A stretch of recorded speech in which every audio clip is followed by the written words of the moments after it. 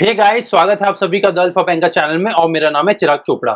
So guys, I hope कि आप लोग की मेंस की प्रिपरेशन बहुत अच्छी चल रही होगी और अपने उस सपने के लिए ना, उस सरकारी कुर्सी वाले सपने के लिए पूरी जी जान लगा के लगे हुए होगे। अब गाइस, आई नो कि आप लोग प्रिपरेशन तो अच्छे से कर रहे होगे, बट स्टिल इसमें से इतनी सारी मेहनत होने के बाद भी ना, बहुत सारे बच्चे ऐसे हैं जिनका इस बार एग्जामिनेशन में सिलेक्शन रुकने वाला है। ऐसा इसलिए बिकॉज भाई मेहनत तो बहुत कर रहे हो बट पूरी मेहनत नहीं कर रहे हो। भाई देखो, आपने सारे के सारे सेक्शंस में अच्छे से मेहनत करी है।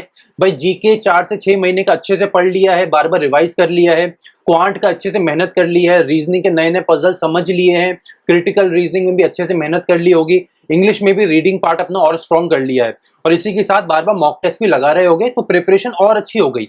बट इस सब के बाद भी ना, एक सेक्शन ऐसा है जो हम सब बार बार इग्नोर करते हैं या दिल से ना तसल्ली से उसको इग्नोर करते हैं, और वो एकमात्र सेक्शन है हमारा डिस्क्रिप्टिव का सेक्शन। अब गाइस, मैं आपको अगर ये बात बोलूं ना कि ये पेपर आप बिना डिस्क्रिप्टिव के नहीं निकाल सकते, तो इसमें 1% भी गलत आपको कुछ नहीं देखने को मिलेगा। बिकॉज गाइज, ये बिल्कुल रियलिटी है, ग्राउंड रियलिटी है कि आप बिना डिस्क्रिप्टिव के एसबीआई पीओ या आईबीपीएस पीओ नहीं बन सकते। गाइज, अब देखो, सीधी सीधी बात है, आधे घंटे का सेक्शन खुलेगा, 50 नंबर आपको मिलने वाले हैं। अब आप ये बताओ कि अगर एक इतने मुश्किल एग्जामिनेशन में अगर आप 50 नंबर का एक सेक्शन को इग्नोर कर रहे हो या सीरियसली नहीं ले रहे हो, तो आपका उस एग्जामिनेशन में सिलेक्शन कैसे होगा। और मैं आपको ये बात एक और बता दूं कि ये जो डिस्क्रिप्टिव का सेक्शन है ना, इससे ना बहुत सारे बच्चों को डर लगता है और अलग अलग टाइप के डर हैं। इससे ना पता नहीं क्यों बहुत सारे बच्चों को डर लगता है कि कैसे होगा, क्या करना पड़ेगा, डिस्क्रिप्टिव में चेकिंग कैसे होती है, लोग चेक करते हैं, कंप्यूटर चेक करता है, एग्जाम में मार्किंग कैसे होती है, कितना बड़ा एस्से या लेटर लिखने पर मार्क्स मिलेंगे, कब मार्क्स कट होते हैं, मतलब ऐसे ऐसे बहुत सारे अलग अलग डाउट्स हैं जो आप सबके मन में होंगे। वो सारे के सारे डाउट्स को ना एक एक करके आज क्लियर करूंगा। बट गाइस, उससे पहले मैं आपको एक बात बताना चाहता हूं कि इस मेंस के एग्जाम में ना टोटल 5 सेक्शन आते हैं, उनमें से 4 बहुत मुश्किल मिलेंगे, मतलब एटलीस्ट 3 तो आपको मुश्किल मिलेंगे ही। इंग्लिश, क्वांट और रीजनिंग, ये 3 सेक्शन मुश्किल होने वाले हैं एग्जामिनेशन में।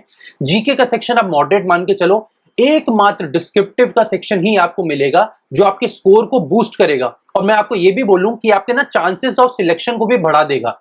मतलब अगर आपको आज ये लगता है कि आपके सिलेक्शन के चांसेस 50% है ना, तो अकेले ये डिस्क्रिप्टिव में इतनी ताकत है कि ये आपके सिलेक्शन के परसेंटेज को 80-90% तक लेके जा सकता है। और ये मैं आपको अपने इतने सालों के एक्सपीरियंस से बता रहा हूं कि डिस्क्रिप्टिव को आप लोग इग्नोर मत करना और इसको भी प्रॉपर उतना ही टाइम देना जितना आप बाकी सारे सेक्शंस को दे रहे हो। गाइस देखो, मैंने आप लोगों के साथ अपना डिटेल प्रॉपर रूटीन शेयर करा था, अपना टाइम टेबल शेयर करा था कि भाई जब मैं खुद मेंस की प्रिपरेशन कर रहा था तो मैं कितने बजे उठता था, उसके बाद क्या पढ़ता था, कैसे पढ़ता था, कितनी कितनी देर किस सेक्शन को देता था और कैसे मैं डेली डिस्क्रिप्टिव की प्रैक्टिस भी करता था। तो अगर अभी तक आपने वो डेली रूटीन मेरा नहीं देखा है, तो यहां अभी आपको आपकी स्क्रीन पे वो वीडियो दिख रहा है, ऊपर आपको उसका लिंक भी दे दूंगा। इसी के साथ वीडियो के डिस्क्रिप्शन में भी अपने डेली रूटीन का वीडियो का लिंक डाल दूंगा, तो उस वीडियो को एक बार जरूर देखना और आपको मेंस के रिगार्डिंग ना बहुत ज्यादा क्लैरिटी मिल जाएगी। फाइन, अब गाइस सबसे पहले बात करते हैं उन डाउट्स की जो मैक्सिमम बच्चों को डिस्क्रिप्टिव को लेके होते हैं। फाइन, देखो, सबसे पहला डाउट जो बहुत सारे बच्चों को होता है वो ये कि सर मेरी तो इंग्लिश बहुत ज्यादा अच्छी नहीं है या मैं हिंदी मीडियम से हूं, तो मैं डिस्क्रिप्टिव के सेक्शन को कैसे पार करूंगा। सो गाइस, सबसे पहले तो आपको ये बता दूं कि डिस्क्रिप्टिव के लिए ना तो बहुत अच्छी इंग्लिश चाहिए और ना ही बहुत फैंसी या बहुत ब्रिटिश या बहुत अमेरिकन टाइप का आपको एक्सेंट या वोकैबुलरी चाहिए। देखो, मैं आपको हमेशा ये बात बोलता हूं, फिर रिपीट कर रहा हूं कि डिस्क्रिप्टिव सेक्शन के लिए बस 2 ही फॉर्मूले हैं, 2 ही फंडे हैं। अगर ये 2 फंडे आप अपने क्लियर रखोगे तो आप डिस्क्रिप्टिव में इजीली 35-40 मार्क्स स्कोर कर लोगे। और ये 35-40 मार्क्स डिस्क्रिप्टिव में स्कोर करना बहुत इजी होता है। और वो 2 फंडे हैं भाई, पहला है इजी वोकैबुलरी और दूसरा है इजी ग्रामर। मतलब अगर आप अपने पेपर में डिस्क्रिप्टिव में इजी वोकैबुलरी और इजी ग्रामर यूज करते हो, भाई कोई भी फैंसी चीज यूज नहीं करनी है। भाई अगर प्रेजेंट में बात कर रहे हो तो इज, एम, आर, अगर फ्यूचर में बात कर रहे हो तो विल और शेल, और अगर पास्ट में बात कर रहे हो तो वॉज, वर। अगर इतनी सिंपल वोकैबुलरी और ग्रामर यूज करोगे ना पेपर में, तो आप मुझसे लिखवा के ले लो 35-40 मिनिमम स्कोर करके आओगे डिस्क्रिप्टिव में। कुछ भी फैंसी यूज नहीं करना है, बिल्कुल इजी इजी वर्ड यूज करने हैं। फिर उसके बाद चाहे आपकी इंग्लिश ज्यादा अच्छी ना हो या आप हिंदी मीडियम से ही क्यों ना हो, आप बहुत अच्छा स्कोर करने वाले हो डिस्क्रिप्टिव के सेक्शन में। फाइन, इसके साथ एक और जो डाउट होता है बच्चों का कि सर वर्ड काउंट हम कैसे करेंगे, मतलब हमें ये कैसे पता चलेगा कि भाई हमने कितने वर्ड लिख दिए हैं। और इसी के साथ जो एक और डाउट होता है कि क्या सर हमें एस्से और लेटर में ये बताया जाएगा कि इनका कितना वर्ड लिमिट है। सो गाइस देखो, सबसे पहली बात तो ये कि हाँ बिल्कुल आपको एस्से और लेटर में ये बताया जाएगा कि आपको कितना वर्ड लिमिट है, भाई कितने वर्ड में आपको ये एस्से खत्म करना है और कितने वर्ड में आपको ये लेटर खत्म करना है। जैसे ऊपर आपको एस्से या लेटर का जो टाइटल दिया होगा, टॉपिक दिया होगा, उसी के साइड में ब्रैकेट में लिखा होगा। देखो मोस्टली आपको बताऊं मोटा मोटा, तो एस्से का जो वर्ड लिमिट होता है ना वो 250 से 300 वर्ड्स के आसपास होता है, मतलब 250 से 300 वर्ड के बीच में। तो अगर इतना वर्ड लिमिट लिखा है तो ठीक है, बट कई बार ऐसा होता है ना, ये आपको कंफ्यूज करने के लिए वर्ड लिमिट लिखते नहीं है। तब आप क्या करोगे, 250-300 वर्ड का एस्से लिख के आओगे और लेटर का वर्ड लिमिट आपको आइडियली रखना है 150 से 170 वर्ड्स, मतलब 150 से 170-75 तक आपको अपना लेटर खत्म करना है और एस्से आपको 250 से 300 वर्ड के अंदर खत्म करना है, अगर वर्ड लिमिट नहीं दी है तो। बट अगर वर्ड लिमिट दी है तो उसी के हिसाब से आप एस्से या लेटर अटेम्प्ट करेंगे। इसी के साथ जो बच्चों को डाउट होता है कि सर हमें वर्ड लिमिट ऊपर पता चलेगी, देखो गाइस जहां आपका ऊपर टाइमर आता है ना, उसी के नीचे आपका वर्ड लिमिट भी लिखा आएगा। मतलब जब आप टाइप करोगे ना तो वहां पे आपके वर्ड्स चल रहे होंगे, एक वर्ड टाइप करोगे तो 1 लिखा आएगा, ऐसे 10 वर्ड टाइप करोगे तो 10 लिखा आएगा, 50 वर्ड हो जाएंगे तो 50 लिखा आएगा।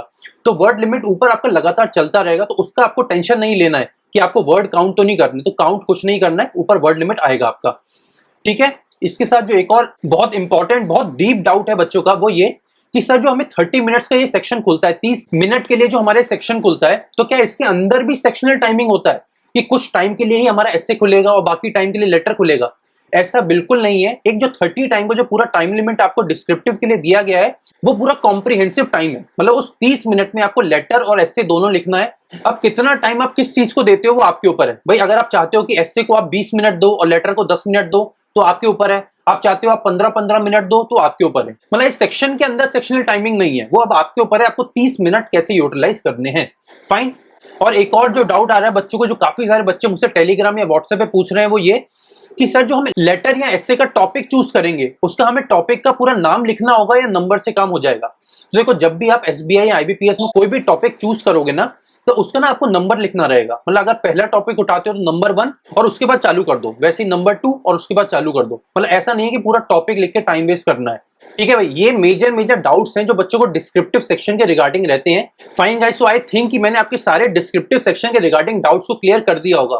बट स्टिल अगर आपको कोई भी डाउट रहता है डिस्क्रिप्टिव सेक्शन के रिगार्डिंग, तो इस वीडियो का कमेंट सेक्शन 24 घंटे आपके लिए खुला है। आप कभी भी इसके नीचे कमेंट करिए और मैं आपका रिप्लाई जरूर करूंगा। फाइन। सो गाइस, मैं अब आपको कुछ पर्टिकुलर एस्से के टॉपिक्स दिखा रहा हूं जो हो सकता है इस बार आपको एसबीआई या आईबीपीएस पीओ के डिस्क्रिप्टिव सेक्शन में देखने को मिल जाए। गाइस, टोटल 15-16 टॉपिक्स है जो मैं आपको दिखाने वाला हूं। कोशिश ये करो अपनी तरफ से कि हर टॉपिक पे कम से कम एक बार तो राइट अप कर ही पाओ, और जहां पे भी आपको जो भी मिलता है, देखो गाइडली ने ना बहुत अच्छा अपना इनिशिएटिव चालू करा है, जहां पे वो लोग आपके 40 एसेस चेक करेंगे, तो आप उनको भेज सकते हो। या इसी के साथ मैंने आपको 2 अलग अलग एप्लीकेशंस का नाम बताया था, आप उन पे भी डाल के अपना एस्से एंड लेटर चेक कर सकते हो। पहले ऐप का नाम है डुओलिंगो और दूसरे ऐप का नाम है ग्रामरली। अब इनमें से दोनों में से जो भी आपको ऐप अच्छी लगती है उस पर जाके आप अपना राइट अप डाल सकते हो। फाइन। अब मैं आपको एस्से के टॉपिक्स दिखा देता हूं। ये टोटल 12-13 टॉपिक्स हैं, उसके साथ ही मैंने 2-3 टॉपिक्स आपके अलग से लिख के भी लाया हूं, तो ये सारे टॉपिक्स आपको बता देता हूं। देखो, पहला टॉपिक है रिवेंज टूरिज्म। बढ़िया टॉपिक है और इस बार इसके आने के ना चांसेस बहुत ज्यादा है। अब आई एम प्रीटी श्योर कि आप में से बहुत सारे बच्चों ने ना इस टॉपिक का कभी नाम ही नहीं सुना होगा कि रिवेंज टूरिज्म होता क्या है, तो इसको जरूर पढ़ना और अपनी तरफ से राइट अप करने की भी कोशिश करना। तो एक टॉपिक हो गया रिवेंज टूरिज्म। अगला टॉपिक है online education to all and the challenges ahead. देखो भाई, कोरोना के टाइम में सारे के सारे बच्चों के स्कूल बंद हो गए, कोचिंग बंद हो गए, हर चीज ऑनलाइन आ गई। तो भाई अब ऑनलाइन एजुकेशन के प्रोस क्या है और कॉन्स क्या है, भाई इसके पॉजिटिव्स क्या है और नेगेटिव्स क्या है, ये दोनों चीजें आपको पता होनी चाहिए। इसके साथ promoting internet transactions, their advantages and disadvantages. भाई देखो, कोरोना के टाइम से लगातार सरकार इंटरनेट ट्रांजैक्शंस को प्रमोट कर रही है, ऑनलाइन ट्रांजैक्शंस को प्रमोट कर रही है। तो भाई इसके एडवांटेजेस क्या है और डिसएडवांटेजेस क्या है? देखो, एक डिसएडवांटेज आपको बता देता हूं। भाई मैंने अभी रिसेंट में एक रिपोर्ट में पढ़ा था कि भाई with the increase of internet या online transactions, the percentage of fraudulent activities has increase by 40%। मतलब फ्रॉड्स होने 40% से ज्यादा बढ़ गए हैं। ये एक डिसएडवांटेज है। इसके साथ और क्या एडवांटेजेस हैं और डिसएडवांटेजेस हैं, ये आपको मुझे बताना है। इसके बाद अगला topic 8 to 9% growth in Indian economy, figures and realities. भाई जितने भी बड़े बड़े ऑर्गेनाइजेशंस हैं वो बोल रहे हैं कि इंडिया की इकोनॉमी 8 या 9% से ग्रो करेगी। अब ये सही है या गलत है? भाई ग्राउंड रियलिटी क्या है? भाई हम एक्चुअली में कोरोना के उस इफेक्ट से उभर पाए हैं या बस ये ऊपर ऊपर की हवा ही चल रही है कि 8-9% से ग्रो कर जाएगा, बट असलियत में ग्राउंड रियलिटी ऐसी नहीं है। इसके ऊपर आपको अपने इनपुट्स देने हैं। इसके बाद insuring employment after the lockdown, obviously बहुत इंपॉर्टेंट टॉपिक है। Privatisation of banks and its ill effects on the general public. भाई प्राइवेटाइजेशन करना चाह रही है सरकार कुछ बैंक्स का, सरकारी बैंकों का, तो भाई इसके इल इफेक्ट्स क्या हैं? कि इतना जो आपने न्यूज़पेपर पढ़ा, एडिटोरियल पढ़ा, उसके बाद आपको क्या लगता है कि भाई इसके इल इफेक्ट्स क्या हो सकते हैं? अगला टॉपिक है इलेक्ट्रिक व्हीकल ड्रीम और अ रियलिटी। भाई इलेक्ट्रिक व्हीकल एक ड्रीम है या एक्चुअली में रियलिटी बन गया है? यूएसए ने, टेस्ला ने इतनी धूम मचा रखी है इलेक्ट्रिक व्हीकल के नाम पे, बट इंडिया में अभी तक किसी को पता ही नहीं है कि इलेक्ट्रिक व्हीकल में क्या होने वाला है। भाई ना ही कोई चार्जिंग स्टेशन है, ना ही किसी बड़ी कंपनी ने बहुत ज्यादा बड़ा काम करा है इलेक्ट्रिक व्हीकल में। तो आपको क्या लगता है कि इंडिया में इलेक्ट्रिक व्हीकल का फ्यूचर क्या है? भाई ये क्या कोई सपना है या कोई रियलिटी है? इसके ऊपर आपका क्या इनपुट है? इसके साथ ही वर्ल्ड्स लार्जेस्ट वैक्सीनेशन प्रोग्राम जो इंडिया में हुआ था, इसके ऊपर क्या इनपुट है? Make in India, where have we reached? भाई मेक इन इंडिया जो इतना बड़ा एम्बिशियस प्रोग्राम बीजेपी सरकार का, भाई उसकी ग्राउंड रियलिटी क्या है? भाई उसमें एक्चुअली में कुछ इंप्रूवमेंट हुआ है कि क्या बस वो एक बड़ा सा भाई एक जुमला था सरकार का? भाई मुझे तो ऐसा लगता है कि कहीं ना कहीं तो सरकार ने इंप्रूवमेंट कराई है, और मेक इन इंडिया के बाद इंडिया में नए नए स्टार्टअप्स आने लगे हैं। अब आपका क्या सोच है और आपका क्या टेक है इसके ऊपर? इसके ऊपर आपको एक ऐसे लिखना है। अगला टॉपिक है voters life in Indian economy या इंडियन डेमोक्रेसी। इंडिया की डेमोक्रेसी में वोटर्स की लाइफ क्या है? और आखिरी topic the social media's role in everyone's life. Fine, ये वो टॉपिक्स हो गए जो मैंने यहाँ लिखे हैं। कुछ टॉपिक्स इसको लिखने के बाद मुझे याद आए तो वो मैं कॉपी में लिख के लाया हूँ। देखो सबसे बड़ा और सबसे इंपॉर्टेंट टॉपिक है शेयर मार्केट, गैम्बल और एथिकल। वो जो शेयर मार्केट होता है, जो स्टॉक मार्केट होता है, वो गैम्बल है, कोई सट्टा है, या एक्चुअली में एथिकल चीज है? भाई इंडिया में यूथ को प्रमोट करना चाहिए सरकार को शेयर मार्केट के लिए, या दूर रखना चाहिए इस सट्टेबाजी से? इसके ऊपर आपका क्या टेक है? अगला टॉपिक हो सकता है ड्रीम 11 शुड बी प्रमोटेड और बैंड। भाई ड्रीम 11 जो भाई ऑनलाइन फैंटेसी गेम है, भाई कुछ लोग उसको सट्टा भी बोलते हैं, तो क्या उसको और ज्यादा प्रमोट करना चाहिए या उसको बैन कर देना चाहिए? ये एक बहुत अच्छा टॉपिक है। इसके बाद ही बहुत जेनरिक टॉपिक होता है व्हाट अबाउट विमेन एम्पावरमेंट। भाई सरकार विमेन एम्पावरमेंट के लिए क्या कर रही है और आपको क्या लगता है? और इसके साथ आखिरी टॉपिक अनएम्प्लॉयमेंट अमंग ग्रेजुएट्स। भाई ग्रेजुएट जो इतने ज्यादा अनएम्प्लॉयड हो गए हैं, और उसके बाद सरकार ये बोल रही है कि 60-70% of graduates in India are unemployable. तो भाई ऐसा क्यों है? भाई इंडिया का एजुकेशन सिस्टम खराब है, या भाई इंडिया में कभी जॉब्स डेवलप हो ही नहीं सकती? इसके ऊपर आपका क्या टिक है?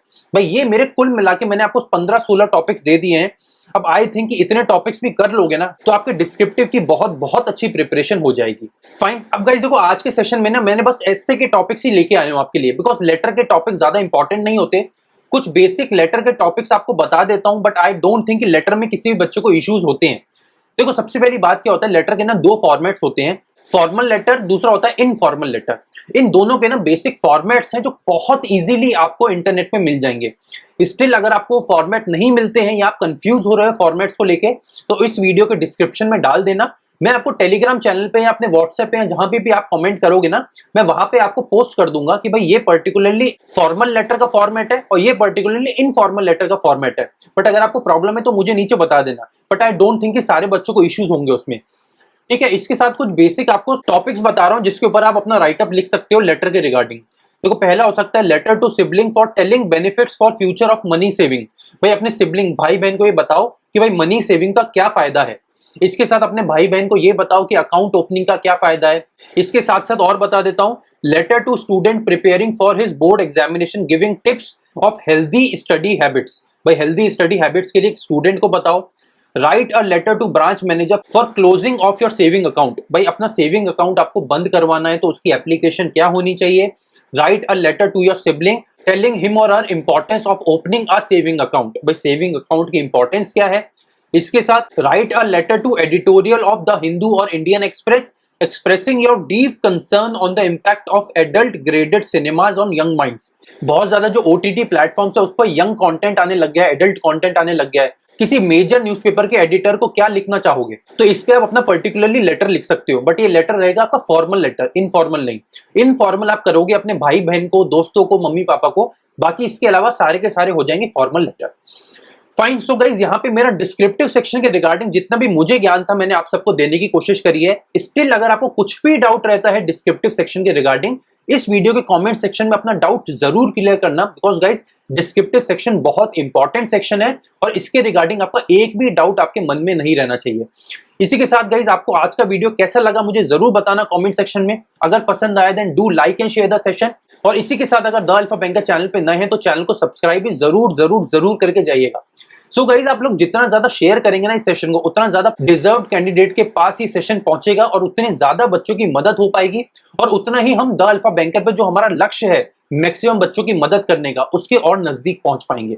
सो गाइज आई होप कि आप लोग बहुत ज्यादा शेयर करेंगे इस सेशन को और इस चैनल का लक्ष्य पूरा करने में हमारी पूरी मदद करेंगे। So guys, see you in the next session. Signing off. My name is Chirag Chopra. Take care, keep preparing and keep practicing. Bye bye.